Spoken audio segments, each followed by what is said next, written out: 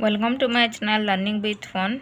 Today we will discuss about the your plus 3 third sem the communicative English special course, and the first chapter is about communication. So I think this my handwritten note will be helpful for your preparation. So let's start. Meaning and definition of communication.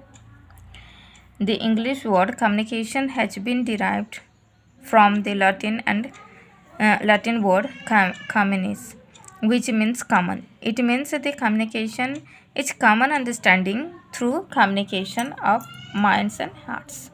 So this is about the word communication, from which language is derived and how we can understand. Then definitions of communications means some philosophers give their definition on communication. According to Keith Davis, communication is the process of passing information and understanding from one person to another. It is essentially a bridge of meaning between the people. By using the bridge, a person can safely cross the river of misunderstanding. So here Keith Davis told that means communication is like a bridge. Means if we understand the information, then we can safely cross the bridge of misunderstanding. Then according to Lewis A. Allen, communication is the sum total of all the things that a person does when he wants to create an understanding in the mind of another. It involves a systematic and continuous process of telling, listening, and understanding. So you can understand from this definition. According to D.E. McFarland, communication may be broadly defined as the process of meaningful among human beings. More specifically, it is the process by which meanings are perceived and understanding is reached among human beings. So these are the definitions. Then according to the definitions, on the basis of the definitions, some features here we will discuss, means some important features of communications on the basis of the definition. So communication is unavoidable, means that we must communicate, understand, as we are the human beings. So communication is always an existing and unavoidable phenomenon, not to speak of facial expressions, positive gestures, and other behavioral ways.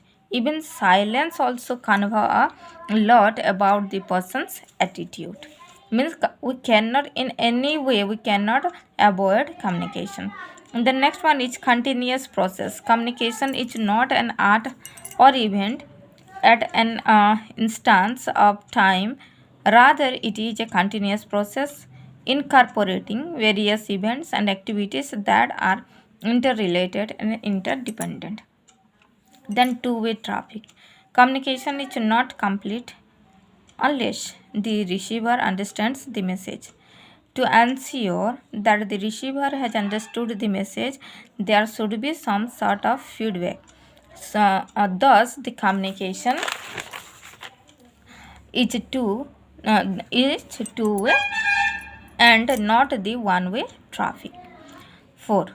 The role of perception.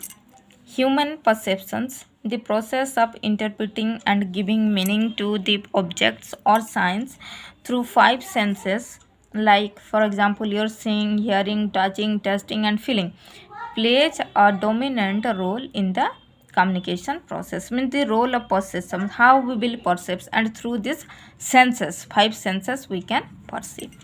Then universal communication is universal phenomenon. All living creatures communicate through their own symbols and signs. Then it is a social process. Communication is a social process as it enables everyone in the society to satisfy his basic needs and desires through exchange of written, spoken, or non-verbal message. Then transitive. It is transactivity. Since the communication process involves multiple casualty, interaction, transaction, it is a transactive. It has been observed that in a gathering of 5 or 6 persons, when one person leaves, the conversation changes entirely. Multidisciplinary, multidimensionality communication is a multidimensional. Its sources, channels, audiences, and effects of these messages are multidimensional. Then multi-purposefulness. Communication process is multi-purpose. The participants act as sources to the extent they have purposes which they wish to accomplish. Participants act as receivers too, to the extent they have purposes they wish to accomplish. So this is about your what communication, meaning, definitions, and the features of communications. I think it will helpful for your preparation. Thank you. Subscribe my channel, share and like the channel.